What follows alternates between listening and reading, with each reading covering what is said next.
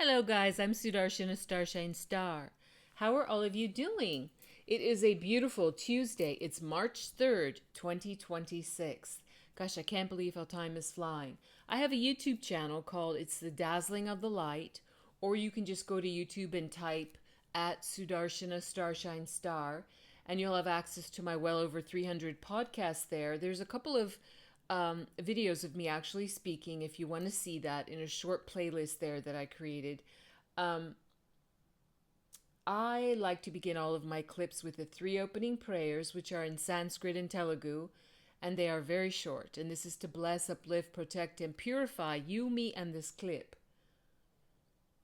Before I do that, I command on the sacred blood of Jesus the Christ to wash and flow over all of us and all of our human beloveds and all of our animal beloveds for the best and the highest. Please, Yeshua, cast out all satanics and all satanic attachments.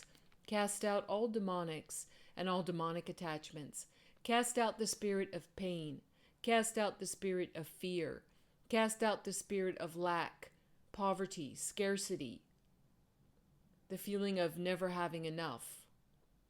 Cast out mental illness, confusion, fogginess, lack of clarity, negative illusions and delusions. Cast out all self-rejection, self-dislike, self-hatred, or the projection of that onto anyone or anything else, as well as the reception of that from anyone or anything else. Thank you so much, Yeshua. Please send your healing presence now. Yeshua, please heal the wounds in our souls. Thank you, Yeshua. Jesus the Christ, we receive your healing presence, your blessings, and your strong divine protection. Amen. Svaha.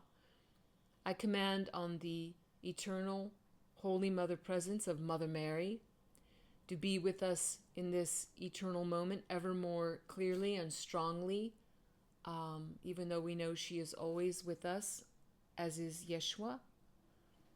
But we're asking for a stronger connection, a stronger link to this divine Mother Mary energy and her beautifully soothing, welcoming, comforting, loving mother's arms, as well as her fiercely loving, protecting, guiding, teaching, nurturing, and correcting heart. Thank you so much, Yeshua, Mother Mary. Amen. Svaha. And now to the prayers. Om, Om, Om, Guru Brahma, Guru Vishnu, Guru Devo Maheshwaraha, Guru Sakshat Parabrahmam Tasmahi Sri Guruve Namaha. Om Suklam Bharataram Vishnum Sishivarnam Chatubhujam Prasanavaranam Dhyaye Sarva Vignopashante. Om Bhur Suvaha Tatsavitur Varenyam Bhargo Devasya Dhimahi Diyo Yonaha Prachodayat. Om Shanti Shanti Shanti. Excellent. So, on this amazing Tuesday, I want to call this clip, it won't be very long, and I have one to put up right afterwards, kind of expounding on this topic. I think I'm going to call it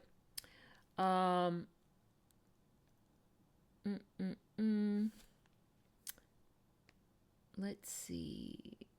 No Congress for airstrikes, and then Obama/Clinton. Yeah, that's what I'm going to call it.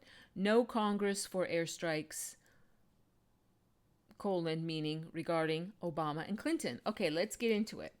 This was from Christina Aguayo, and I really like her so much. I was going to put this up yesterday, but listener, today is the peak day, the peak day of the amazing full moon, the amazing blood red full moon, and we just had the eclipse starting late last night, early this morning. And let's see what that brings, okay? Let's just see what that brings. Woo! Talk about changes and shifts. So anyway, I am a spiritual teacher and a soul healer, as well as now a podcaster. So I have a lot of things that I do, a lot of spiritual practices and dikshas and different things that I do on the 3 days of the new moon and the 3 days of the full moon. So it keeps me pretty busy. But anyway, I'm putting it out now. So here we go. Let's see. So like I said, it's from Christina Aguayo. And she said, fast fact, Obama, Bill Clinton, and Joe Biden. And now I have to interrupt already, listener, to say, the real Joseph Robinette Biden, as I've said so many times before on my channel, and you can go listen to my Real series if you want to hear more about that. I also have a great series on there called the Controller series, which tells you a lot about what's really been ruling this earth realm for thousands of years. But anyway, that the real Joseph Robinette Biden never took office as president. He was senator and VP, but he had his military tribunal and was found guilty of crimes against humanity and treason. What is the result of when you're being found guilty of capital crimes? Capital punishment. He was not at that inauguration, which was filmed by the White Hats in Culver City, a part of Los Angeles, where they have a exact White House replica that was built for a movie. I think it was in the 80s. It could be the 90s, with Michael Douglas, where he was president, and Annette Bening was starring in it with him, and I can't remember the name of it, but that's what that White House was built for, and it's been used a lot, especially for, let's call it JoJo administration. So the Biden administration was, doing a lot of things, and they never had the football, but they were doing a lot of things, and to a certain point they were allowed to, because part of the great plan by the White Hats, which is guided by divinity and also involves off-world benevolent presences, and involves, great military generals as well as civilians, earthwide. This is an earthwide global cleanup operation. Enough had to be allowed, even though they knew that it would pretty much suck, let's just say that, for the American people. But because we were, pretty much deaf, dumb, and blind, most of us were, to what had really been going on. And we wouldn't have believed it if someone just said, like, psst, let me tell you what's going on. We'd be like, get out of here. That's like this conspiracy theories, to infinity. That's ridiculous. So we had to see enough of it in order to understand what I call the controllers, the dark, cold, evil, satanic controllers, and their minions were up to, and had really come to a head with the pandemic and different things as part of their attempted fifth, from what I've gathered, it's like the fifth great reset that we've had in, but who knows, the earth realm it's millions and millions and millions and millions of years of history we're talking about. But let me get back to this. I'm going off topic here. So fun fact, Obama, Bill Clinton, and I'm going to put in quotes, Joe Biden, but I call him JoJo, ordered airstrikes without explicit congressional approval, unaliving civilians, including Americans, as Democrat politicians and paid protesters fume over President Trump's strikes in Iran, saying they were illegal and he needed constitutional authority. It may be a good time to take a look at drone strikes that unalived civilians and were ordered by Obama, Clinton, and Biden. I just have to say again, Biden's administration, the JoJo administration. Obama's aggressive expansion of U.S. airstrikes and drone campaigns from 2009 to 2017 resulted in an estimated 20,000 to 40,000 total deaths from airstrikes, including 3,000 to 6,000 civilians and 4,000 from drone strikes in Pakistan, Yemen, and Somalia. During Obama's presidency, the United States conducted at least 27,313 airstrikes and drone strikes across 7 countries. Afghanistan. Obama escalated troop levels in 2009 in the country and ordered airstrikes, including drone strikes, without congressional approval. Iraq. Obama ordered airstrikes starting against ISIS, bypassing congressional authorization. Now, I have to interrupt here a little bit. And just to make a note, listener, because even though that's true, but Christina's not giving enough background to know how involved Obama was in the creation of ISIS. So, yeah, it can look like you're doing something with one hand and you're really doing something with another hand behind the back. So, he was definitely instrumental in that formation of that terrorist organization, along with other beings, though, that helped and did that. Syria. Airstrikes started in September 2014 against ISIS. Obama initially sought congressional approval in 2013 for strikes against Assad, but stopped asking for approval after he was denied and decided to strike without authorization. Libya. In March 2011, Obama authorized airstrikes, leading to Gaddafi's overthrow. No congressional approval was sought. Obama later called this a mistake, acknowledging that he didn't have legal grounding to take action. Yemen. Drone strikes started in 2009 against al-Qaeda in the Arabian Peninsula. These were not authorized by a congressional vote, and the strikes resulted in the unaliving of civilians. Now, I have to also say, listener, and I have the material. I was going to do this also day before yesterday to do kind of like an expose on that it really is the people that know the real Constitution, the Constitution of the Republic of the United States for America, the original Constitution, not the one that was fudged with and subbed in after my country, the United States for America, was hijacked in 1871 and became a corporation in all caps called the United States of America. Once again, if you don't know about that, that's pretty foundational. People really should know about that. And you can go look on my YouTube channel for the Controller series, the Real series, or What Every American Needs to Know series. Just scroll down and you'll find these. Anyway, it's something like 90 days that the United States president has the legal and guaranteed ability, a 90-day window, to do military operations that he, as CIC, Commander-in-Chief, gives the green light to before any congressional approval or anything like that gets involved. So that's important to know. Now let's move on from this. Let me go back to what Christina is saying here. Somalia. Airstrikes and drone strikes against al-Shabaab started in 2009. Obama did not get congressional approval. Pakistan. Drone strikes in Waziristan started days after Obama's inauguration in 2009, escalating to 128 strikes in 2010. No congressional authorization was given. Philippines. The U.S. conducted airstrikes and drone strikes against ISIS affiliates in 2017. No specific congressional approval was sought or given. Mali. In 2013, Obama conducted a drone strike against al-Qaeda in the Islamic Maghreb, AQIM, target following a French-led intervention. This did not have congressional approval. Niger. U.S. airstrikes started in 2016 against AQIM and ISIS affiliates with no congressional authorization. Bill Clinton. Clinton's 1999 intervention in Yugoslavia bypassed congressional approval. The 78-day bombing blitz launched without a war declaration or war powers resolution compliance, inflicted heavy civilian losses amid disputed intelligence. The House rejected a war resolution, yet Clinton pressed on, citing executive prerogative, a move the ACLU slammed as unconstitutional.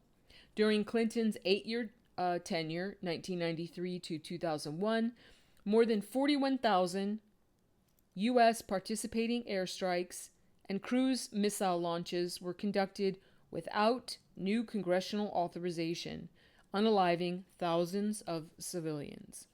And also, listener, as I've spoken of several times on my YouTube channel, under those series that I have mentioned today repeatedly, Bill Clinton was really a bastard Rockefeller. His grandfather, Winthrop Rockefeller, had him to his compound in Maine every summer, where he would tra-la-la with all of his other little Rockefeller cousins, albeit they might have different surnames, because that's what the Children of Cain, the Brotherhood of the Serpent, the Dark Cult bloodlines have done for thousands of years. They change their surnames often, not only to take over properties and estates and everything else, and towns sometimes, but because so you wouldn't say, like, why is a Rockefeller my mailman? Why is a Rockefeller that owning everything? Why is the Rockefeller owning all the coffee shops? Why is a Rockefeller paving the roads? Why is a Rockefeller flying the airplanes? So, like, you don't know, like, who's who in the zoo. And so that, your hackles don't rise up like something's afoot here, because they just disguise their identities. Anyway, and then under Joe Biden, or JoJo, the face mask and the clone, here we go. Biden's 1,200 airstrikes and drone strikes without new congressional approvals claimed 3,000 to 5,000 total lives, with 200 to 400 civilians, a 5 to 10% rate from misidentified targets. And then Christina also put this out. It was like a little separate part. As Democrat politicians continue to attack President Trump for striking Iran, Iranians are celebrating in the streets and tearing down Iranian regime statues. Iranians have toppled a statue of the now deceased Ayatollah Khamenei in, now I don't know how to pronounce this, listener, Galleh Dar. Is it Galleh Dar? Iran, while cheering and celebrating President Donald Trump. We love Trump. Thank you, Trump. Ayatollah Khamenei recently unalived 47,000 of his own people who were protesting against the regime. Iranians and Israelis dancing together in the streets of London celebrating President Trump's strikes in Iran, unaliving the Ayatollah Ali Khamenei. The joint celebrations highlight shared opposition to the Iranian Islamic regime, which threatens the world with terrorism, nuclear ambitions, and hostility toward Israel and Western values. Expatriate Iranians, many royalists or pro-democracy, celebrating liberation, waving pre-1979 flags and holding images of Reza Pahlavi. Reza Pahlavi, the son of the deposed Shah. Iranians and Jewish people were dancing side by side, chanting and waving flags together, something experts say is a powerful symbol of unity. Yes, listener, I've since learned, I didn't know this, but that when Iranians are dancing like that, like all the dances they're doing, and they're often doing the Trump dance.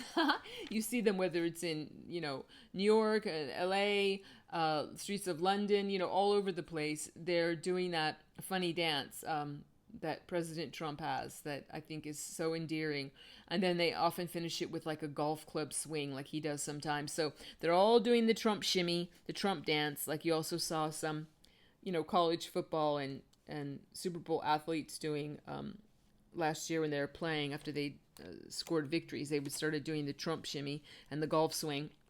So anyway, when they're doing the dance, and they're also doing traditional Persian dances and doing all these things and waving American flags along with their Iranian flags and also some Israeli flags. And they are saying, God bless America, and they're so happy about Iran, but they're thanking President Trump, and it's a great unity. But it's a great honor when the Iranians are dancing for somebody and celebrating like that. That's like they're bestowing like high honor on that person by doing that and giving their thanks and expressing their joy. Anyway, and this contrasts with the regime's long-standing repression, like banning public dancing, unaliving protesters, and political opponents.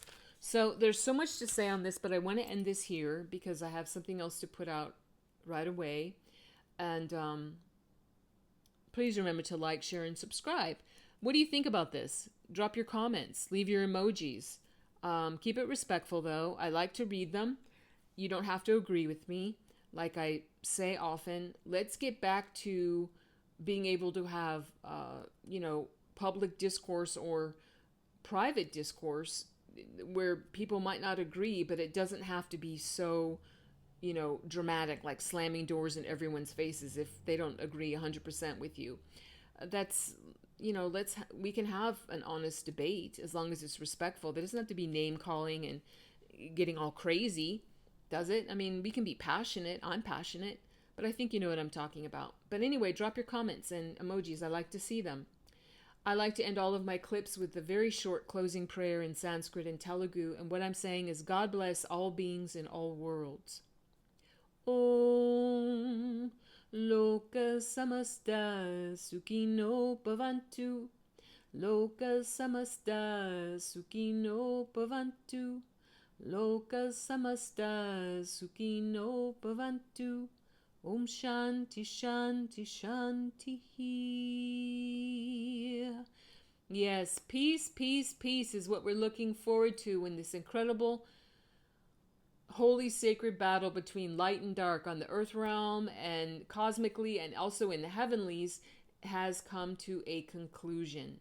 Yes, and take care of yourself, keep safe, tap the notification bell so you know when my next podcast is coming out.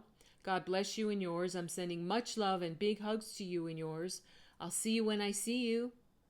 Happy full moon. Bye-bye for now.